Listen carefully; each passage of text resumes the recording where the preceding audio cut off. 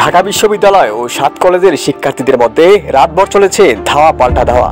ডাবির উপ-উপাচার্য অধ্যাপক মামুন আহমেদ ৭ কলেজের শিক্ষার্থীদের সঙ্গে অসৌজন্যমূলক আচরণ করেছেন এমন অভিযোগে সায়েন্স ল্যাব অবরোধের পর বিক্ষুব্ধ শিক্ষার্থীরা প্রবিসির বাসভবনের দিকে এগিয়ে গেলে বাধা দেন ডাবি শিক্ষার্থীরা।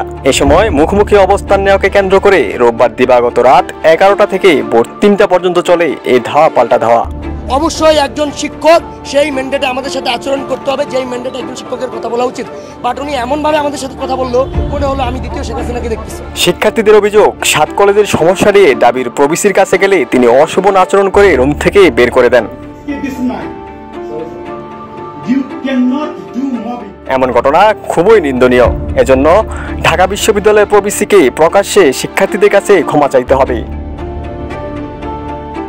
অপরদিকে বিষয়টি নিয়ে ডাবি প্রশাসনের পক্ষ থেকে বলা হয়েছে, প্রবিসি অধ্যাপক ডক্টর মামুন আহমেদের কার্যালয়ে বিভিন্ন দাবি নিয়ে যাওয়া ৭ কলেজের শিক্ষার্থীরা হট্টগোল ও মবস তৈরি করেছেন। গতকাল সন্ধ্যায় ৭ কলেজের শিক্ষার্থীদের সাথে আমার অফিসে আলোচনাকে কেন্দ্র করে রাতে যে অনাকাঙ্ক্ষিত ঘটনার সূত্রপাত হয়েছে তা অভিযোগ প্রসঙ্গে ঢাকা বিশ্ববিদ্যালয়ের উপ-উপাচার্য অধ্যাপক মামুন আহমেদ জানান, অর্ধশতাধিক শিক্ষার্থী ধাক্কাধাক্কি করে তার কক্ষে ঢুকে পড়েন। এতে বিশৃঙ্খলার সৃষ্টি হয়। এ সময় তাদের সঙ্গে কোনো ধরনের খারাপ আচরণ করা হয়নি। এদিকে সংঘর্ষের ঘটনায় সোমবারে ঢাকা বিশ্ববিদ্যালয়ের সব ধরনের ক্লাস পরীক্ষা স্থগিত করেছে বিশ্ববিদ্যালয় কর্তৃপক্ষ।